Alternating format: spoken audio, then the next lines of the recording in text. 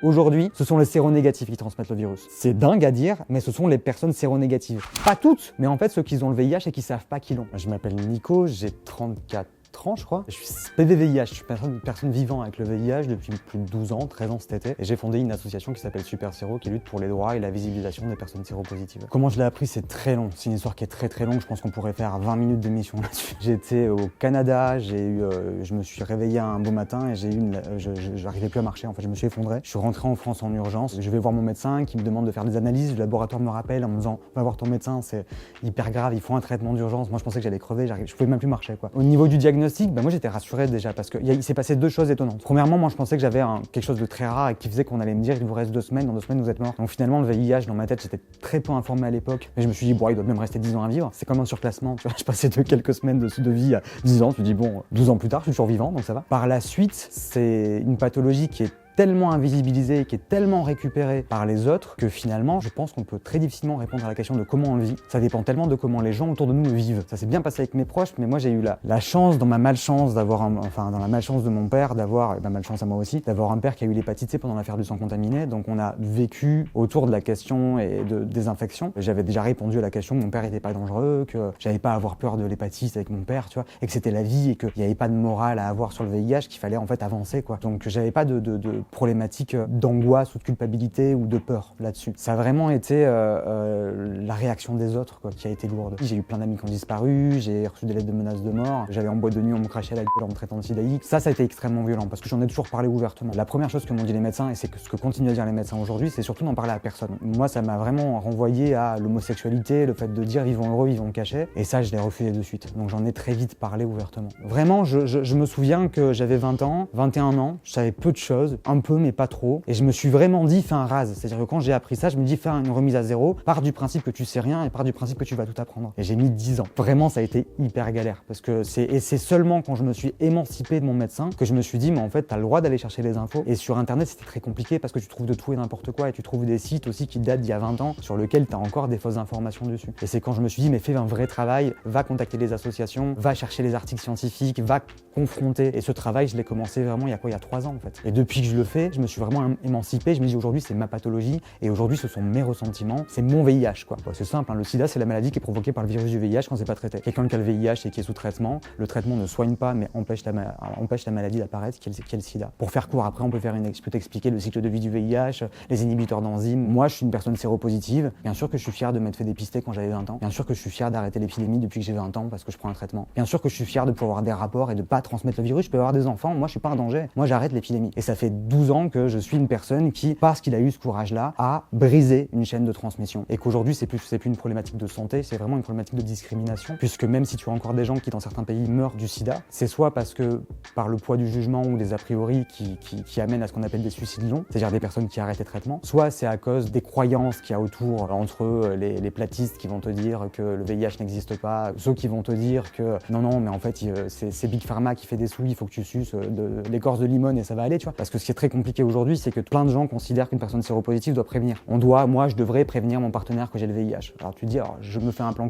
et je dois prévenir le plan que, et attends, je te préviens, j'ai pas d'IST. Parce que c'est ça que je suis censé lui dire. T'inquiète pas, j'ai le VIH, mais je peux pas te le transmettre. C'est ridicule, ça a pas de sens. Et t'as plein de gens qui considèrent qu'on ne serait dans l'obligation de le dire parce qu'en fait, ils ne connaissent pas le TASP, ils savent pas que sous traitement efficace, on transmet pas le virus, ils ont des doutes, ce qui se comprend. Mais du coup, ça se rapporte sur nous comme une obligation, tout simplement parce qu'ils sont pas informés. Et quand ils se rendent compte que bah non, en fait, c'est pas une obligation et que bien évidemment qu'on va pas dire à tout le monde qu'on a le VIH, c'est un coming out, on en parle à qui on veut, bah t'as le truc qui ressort, assassin, meurtrier, et on se retrouve avec ces menaces de mort. Ça fout la partout. Le problème, c'est que tu sais pas ce qu'il a dans la tête, celui qui est en face. Donc ça fout de la de boulot, dans les relations familiales, amicales. Moi, encore une fois, j'ai eu de la chance. J'ai eu une famille qui a été en or et qui a été présente. À partir de là, moi, je m'étais dit, il peut tout m'arriver, j'ai ma famille. Mais quand tu as des gens qui perdent leur famille, le reste devient beaucoup plus important. Et moi, j'ai eu de tout, hein. J'ai eu encore une fois, des menaces de mort, des insultes, des mecs qui voulaient déposer plainte contre moi parce qu'on avait pris un café, que je leur avais pas dit que j'avais le VIH et qui voulaient porter plainte pour empoisonnement ou tentative de meurtre. Ça peut partir dans tous les sens. Moi, j'ai enterré une amie sur les réseaux qui avait 18-19 ans, séropositive. Sa mère l'a appris, elle osait plus la toucher, elle a passé sa journée à tout nettoyer à la javel. Et sa fille s'est suicidée 2 mois plus tard. Ça commence un peu à bouger,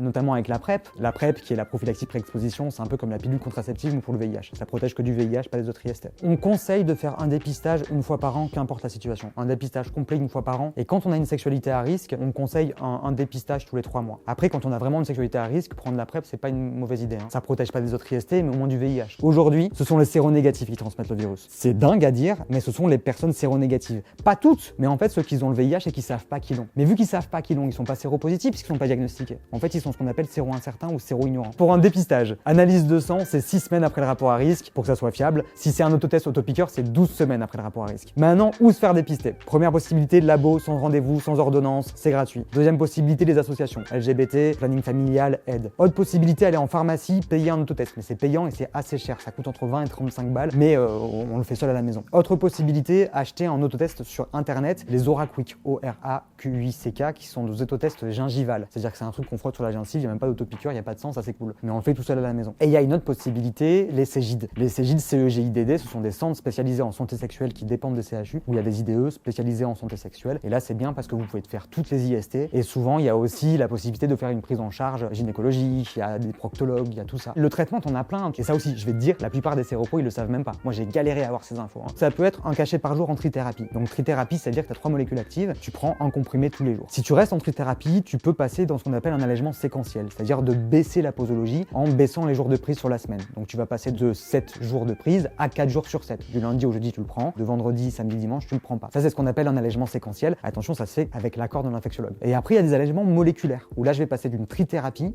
à une bithérapie. Donc, c'est-à-dire qu'il n'y a plus 3 molécules actives, il n'y en a plus que 2. Donc, c'est bien pour le foie, c'est moins toxique sur le long terme. Et cette bithérapie, je peux la prendre en comprimé. Donc là, ça sera un comprimé par jour. Ou alors, je peux la faire en injection. Et là, c'est ce que permet la bithérapie. C'est génial, c'est une injection à faire tous les 2 mois et j'ai plus aucun comprimé à prendre. Donc, ça facilite grandement la vie. Je sais qu'il y a un vaccin VIH qui était plutôt en bon espoir, mais qu'ils ont arrêté parce que finalement, ça n'a pas marché, comme depuis 30 ans. Mais je sais qu'il y a un nouveau vaccin qui est en recherche, qui est basé sur la technologie ARN. À voir, technologie ARN, on aura peut-être plus de chance. Autre chose, il y a Tel Aviv qui est en train de travailler sur un traitement. Après, faut être, tu sais, le VIH, ça fait 40 ans qu'on nous dit, oh, on a trouvé un vaccin, 6 mois plus tard. Ah non, on a vraiment besoin d'aide, quoi. On est vraiment aujourd'hui 200 000 personnes en France qui arrêtent l'épidémie grâce à leur diagnostic. On traite comme des meurtriers, des assassins et des quoi. Et c'est pas normal. Et tout le monde s'en fout. Tu sais, je veux dire, regarde autour de toi, tu vois, quand on parle du VIH, ça a jamais choqué personne en 30 ans, pendant le site d'action, qu'en fait, il y ait tout sauf des séropos. Ah bah non, ça peut arriver à tout le monde. Toi, quand t'es séropo, ça la fout mal. Tu dis, attends, il y a un gars, c'est la journée où on parle du VIH, et j'ai devant moi un gars séronégatif qui dit à d'autres gars séronégatifs,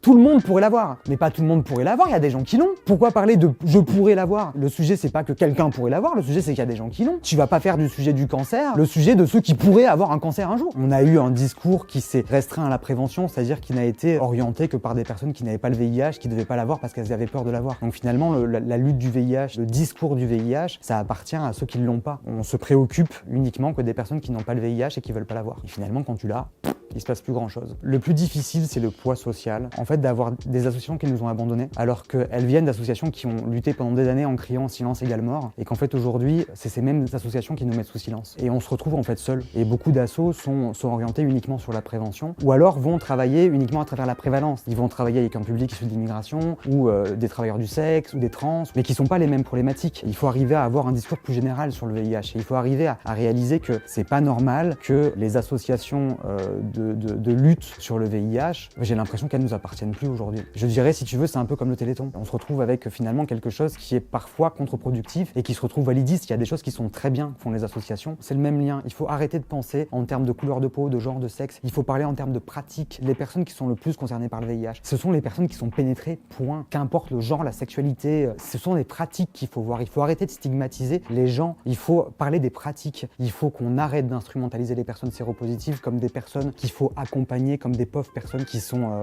en difficulté. Les assos doivent les représenter. Elles doivent pas les aider, elles doivent les représenter. Là, aujourd'hui, je crée une asso qui s'appelle les ambassadeurs des PVVIH, les ambassadeurs des personnes vivant avec le VIH. On a créé une page Insta et je motive toutes les personnes séropositives de France qui veulent s'impliquer politiquement dans la visibilité, qui en ont marre en fait de cette situation, à venir s'inscrire sur les ambassadeurs des PVVIH sur Instagram pour qu'on puisse créer une communauté parce qu'on n'en a pas et qu'on puisse vraiment se structurer et qu'on puisse demander aux assos à partir de maintenant, quand il y a des grands événements autour du VIH, qu'on nous demande qu'on travaille ensemble et qu'on ait une parole. C'est à nous de dire ce qui est juste ou pas. J'ai fait un site internet, j'ai fait une association, je fais des groupes de parole à la maison, j'échange individuellement avec les personnes sur les réseaux, je fais des vidéos ludiques et informatives sur TikTok, Instagram, YouTube. J'ai écrit un livre qui s'appelle Le petit dico des super séros qui est disponible sur Amazon, Cultura et la Fnac. Je fais des conférences, je travaille avec des laboratoires sur la notion du patient expert. Enfin, je travaille. J'ai plus l'impression que je me bats pour essayer de me faire entendre. À l'échelle mondiale, c'est scandaleux parce qu'encore une fois, 600 000 morts du sida par an alors qu'on a les traitements. Et à l'échelle de la France, parce que personne n'a informé alors qu'on est le pays qui a découvert le VIH. Moi, je suis fier de mon pays pour ça, mais j'ai tellement honte de mon pays pour ça.